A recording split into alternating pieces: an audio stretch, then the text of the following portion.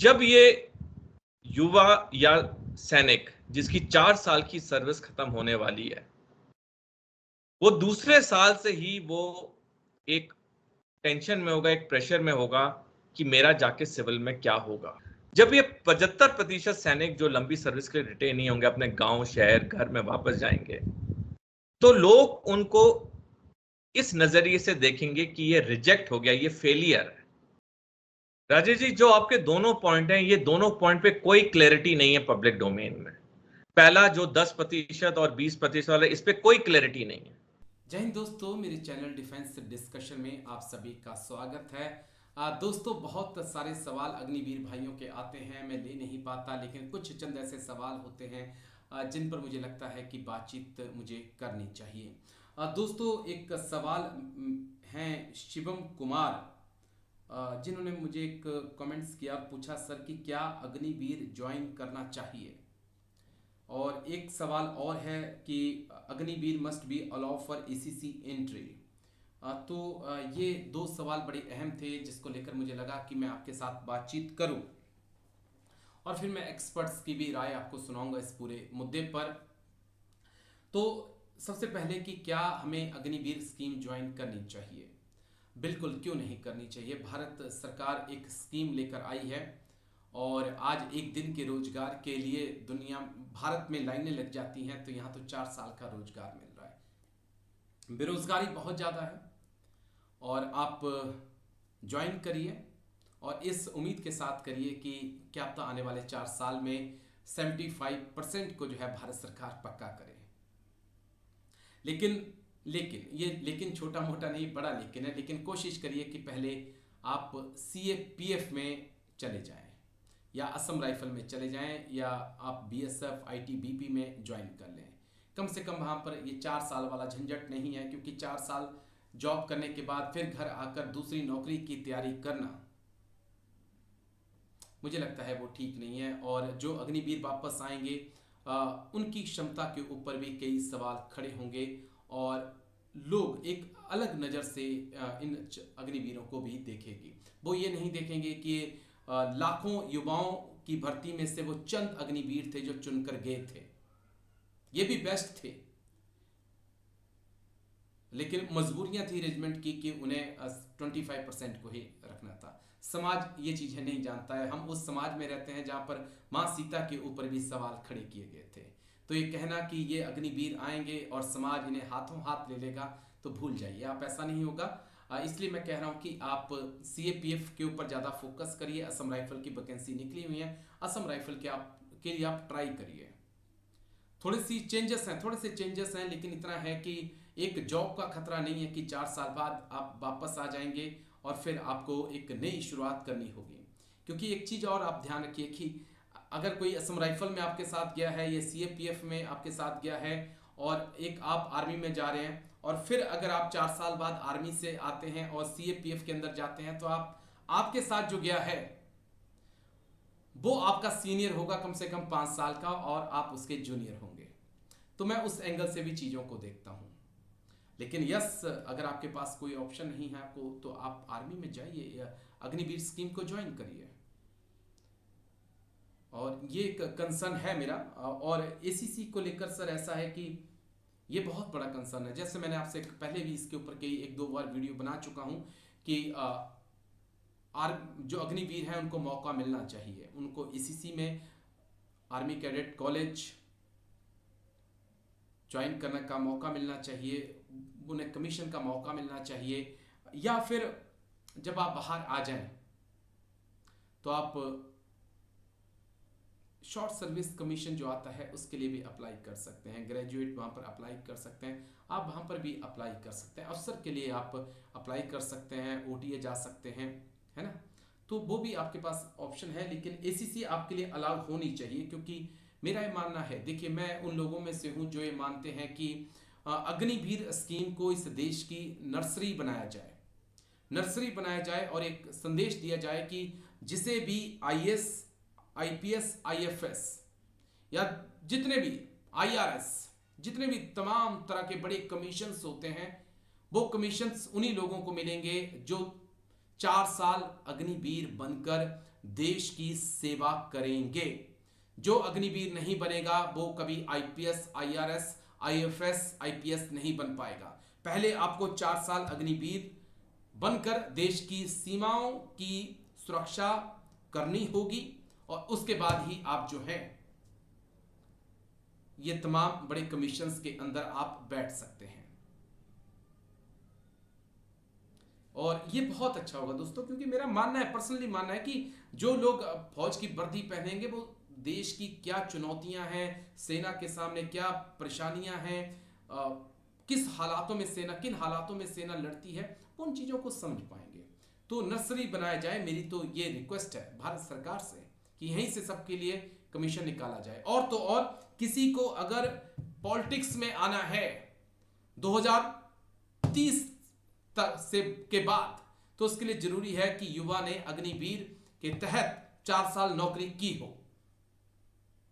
जो अग्निवीर ना हो वो देश की राजनीति में नहीं आएगा। ये जरूरी है। देखिए, अग्निवीर डिसिप्लिन सीखकर जब कोई नेता देश को चलाएगा तो आप समझिए कि आपकी सड़कें भी पक्की होंगी, भ्रष्टाचार भी खत्म होगा और देश प्रगति के रास्ते पर आगे बढ़ेगा। लेकिन क्या इस देश के नेता तैयार होंगे कि उनके बेटे, उनके बच्चे बच्चियां जो हैं जाकर अग्निवीर बने? शायद नहीं। अगर अग्निवीर स्कीम को सक्सेसफुल बनाना है, सक्सेस देनी है इसको, तो ये जरूरी है कि नेता भी यहीं से निकले जो 4 साल सर्विस करे, उसके बाद उसके लिए अलग अलग ऑप्शनों, आईआरएस, आईपीएस, आईएफएस, आईएएस और पॉलिटिशियंस।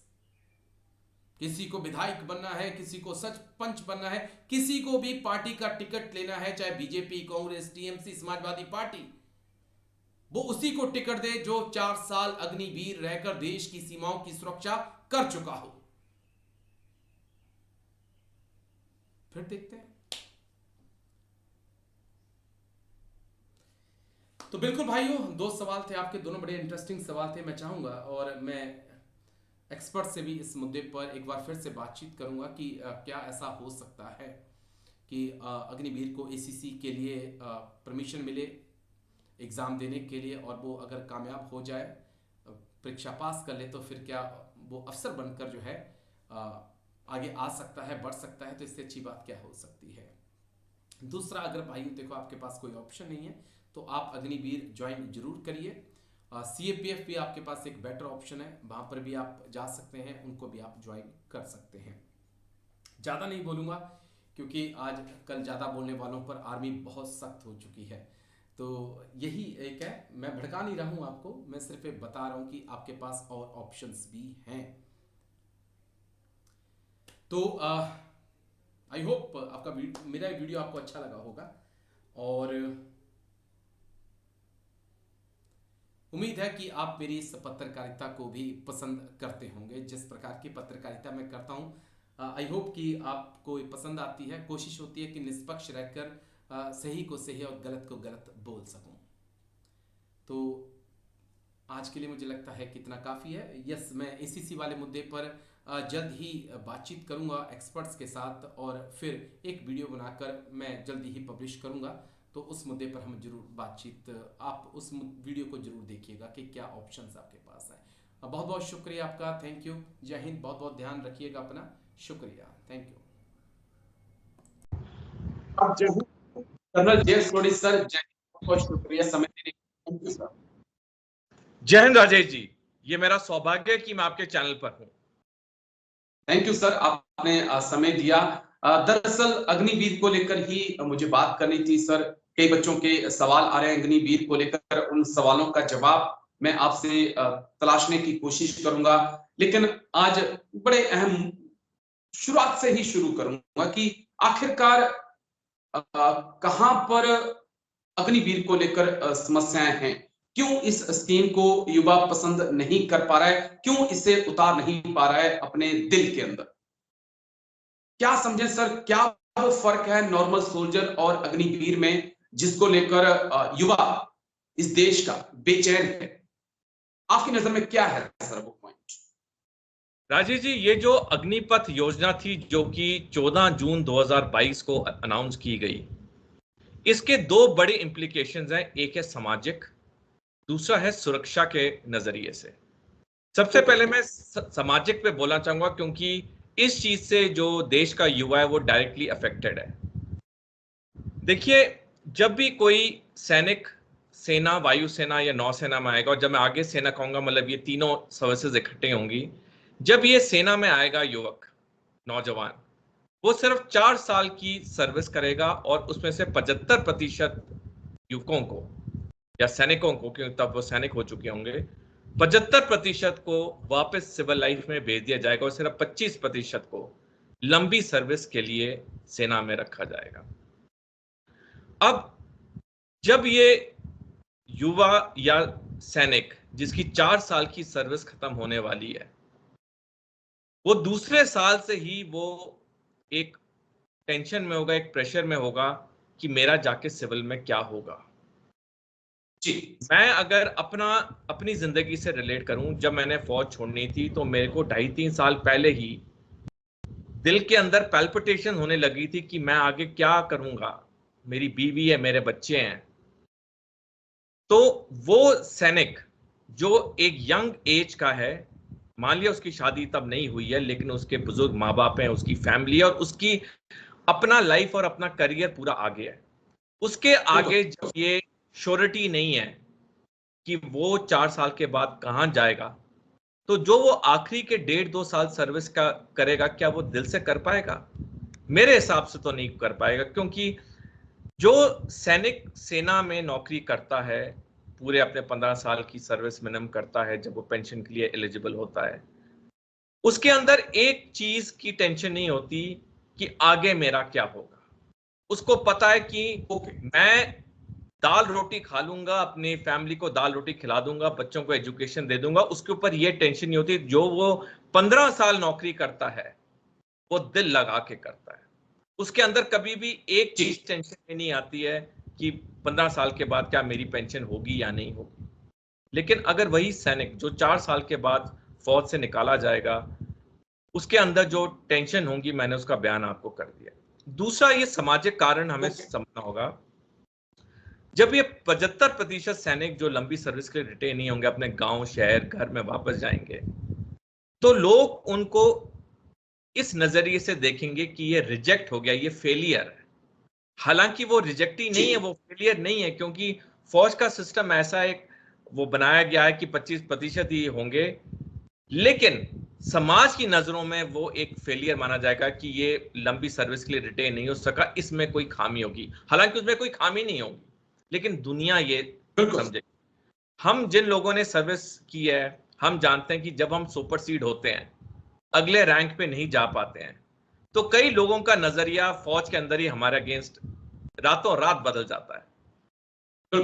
आज तक आप एक हाई प्रोफाइल ऑफिसर हैं, दुनिया सोचे कि आप जनरल रिटायर होंगे, बहुत अच्छा करेंगे, प्रमोशन बोर्ड का रिजल्ट आता है और आप उसमें सिलेक्ट नहीं होते हैं, आप फुल कर्नल नहीं बन पाते हैं। अगले दिन सुबेरे से ही कई आपके मित्र, कई आपके साथी, कई आपके रेजिमेंटल ऑफिसर्स आपको एक अलग नजरिए से देखते हैं कि भाई ये तो अब स्पेंड हुआ कारतूस है, ये तो अब खत्म हो चुका है, इसका अब ये सुपरसीडेड है।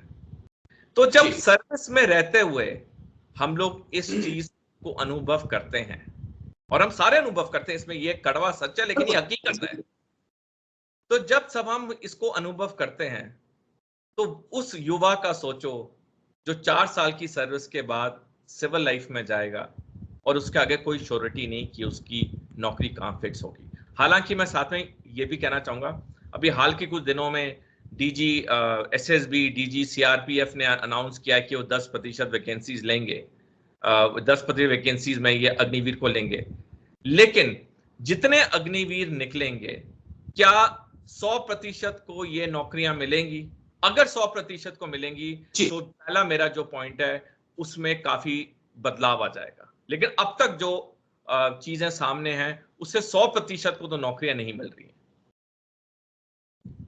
मैं यहाँ पे एक पॉइंट रेज करना चाह रहा था जो मेरे दिमाग में उसी दिन से चल रहा था, जब से सीएपीएफ के तमाम डीजी की प्रेस कॉन्फ्रेंस आई कि हम देखिए यहां पर तो 10% कोटा ऑलरेडी इंडियन आर्मी का है। क्या 10% कोटा एक्स्ट्रा दिया जा रहा है? 10% कोटा तो उनको दिया जाता था जो 17-20 साल सर्विस करके आते थे, उनको सीएपीएफ में 10% कोटा था सर। तो क्या उससे हटकर 10% कोटा, यानी कि अब इंडियन आर्मी को 20% कोटा मिलेगा? इस पॉइंट को थोड़ा मुझे चाहिए कि क्लियरिटी होनी चाहिए। एमएचएस को क्लियर नहीं कर रहा है। और दूसरा एक पॉइंट कि क्या जो जवान अग्निवीर रिटायर होकर आ रहा है और अब सीएपीएफ में जाएगा, क्या उसे 5 साल वाला सैनिक गिना जाएगा या फिर उसे 1 साल का सैनिक गिना जाएगा? ये भी पॉइंट है, क्योंकि उसके साथ में अगर वो सीएपीएफ में गया है वो तो उससे हाई हो जाएगा, वो एक जवान के लेवल पे होगा। राजेश जी, जो आपके दोनों पॉइंट हैं, ये दोनों पॉइंट पे कोई क्लैरिटी नहीं है पब्लिक डोमेन में। पहला जो 10% और 20% वाला, इस पे कोई क्लैरिटी नहीं है। दूसरा जो आपका पॉइंट है कि क्या ये जब सीआरपीएफ या सीआईएसएफ में जाएगा, क्या उसकी पहले 4 साल की सर्विस काउंट होगी, इसके बारे में भी कोई क्लैरिटी नहीं है। तो ये जो आशंकाएं हैं, ये आशंकाएं इस वक्त क्लियर होनी बहुत जरूरी है। और ये तभी क्लियर हो सकती हैं जब जो भी कंसर्न सेवा मुख्यालय हो, जो भी कंसर्न मिनिस्ट्री हो, एक सीधा प्रेस ब्रीफिंग करें, प्रेस कॉन्फ्रेंस करें, जर्नलिस्ट अपने सारे सवाल ओपनली पूछें, और तभी ये सारे तथ्य क्लियर होंगे। अन्यथा दूसरा तरीका है, एक पूरा डिटेल्ड पेपर निकाला जाए इसके ऊपर कि इसमें इतना होगा, इतने पहले की परसेंटेज है, इतने और होगा। क्योंकि जब तक ये पूरी तरह से क्लैरिटी नहीं है, इस चीज के बारे में एक जगह पे कोई इंफॉर्मेशन नहीं है जो आदमी सोचे कि हाँ, मैं इस वेबसाइट को खोल के मेरे को सारा इसके बारे में डिटेल मिल जाएगी। तो बहुत जरूरी हो जाता है कि ये जो आशंकाएं बहुत लोगों में, युवाओं में, उनके माता पिता में, जर्नलिस्ट में, आप में, हम में, जो भूतपूर्व सैनिकों में है, तो ये चीजों को क्लियर करना बहुत जरूरी है इस वक्त। सर, आपने एक चीज कही, मैं बस उसी पे थोड़ा सा कमेंट कर दूं, उसके बाद मैं आपसे सवाल पूछूंगा। मुझे नहीं लगता कि इस देश के अंदर वो जर्नलिज्म बचा है जो सरकार से सवाल पूछ सकता है या सरकार से सवाल पूछे। बहुत मुश्किल है सर, मेन स्ट्रीम मीडिया सरकार से सवाल नहीं पूछता है। मैं आगे बढ़ूंगा, मैं और चीजों को समझना अब आपसे चाहूंगा। क्या एक ट्रेनिंग पीरियड 6 महीने का इनफ है अग्निवीर को लेकर? क्योंकि अब मेरी कुछ तबीन से भी बात हुई तो वो कह रहे हैं कि हालात ऐसे हैं कि अग्निवीर डोंट नो कि हाउ टू ड्रिल, उन्हें ड्रिल नहीं आ रही है, कोई हाथ चल रहा है, कोई पैर चल रहा है। तो क्या इससे बड़ा मजाक नहीं हो सकता सर? पब्लिक डोमेन में तमाम ऐसी वीडियो मौजूद हैं जहां पे अग्निवीर आ रहे हैं, बहुत खुशी की बात है, वो अपने पेरेंट्स से मिलने जा रहे हैं, लेकिन वो ही हाथ, वो ही पैर, अजीब सा सैल्यूट। तो ये तो मजाक हो रहा है सर इस वर्दी के साथ। मुझे अच्छे से याद है कि मेरे उस्ताद कहते थे कि आर्मी क्या है, आर्मी एक ड्रिल है, एक प्रोसीजर है, एक तरीका है खाना खाने का, चलने का, सबका। राजेश जी, ये अग्निपथ स्कीम आने से पहले जो हमारी नॉर्मल लंबे आयु की सर्विस थी, उसमें जो ट्रेनिंग पीरियड था, जहां तक मेरे को याद है, कि मेरे को भी 11 साल हो चुके हैं सेना छोड़े हुए, अगर मैं गलत हूं तो आप प्लीज मेरे को करेक्ट करना। जहां तक मेरे को याद आ रहा है कि अग्निपथ स्कीम से पहले हमारा ट्रेनिंग पीरियड सेंटरों में 1.5 साल होता था। मैं सही कह रहा हूं या? जी बिल्कुल एग्री। तो 1.5 साल में जो एक सिविल का युवा, जो कि एक गांव से, शहर से सेना में सपनों के साथ आया, 1.5 साल में उसको इस तरह से ट्रेन किया जाता था कि जब वो अपनी बटालियन या रेजिमेंट जाता था, वो चाहे स्पोर्ट्स में हो चाहे ड्रिल में हो, वो अव्वल होता था।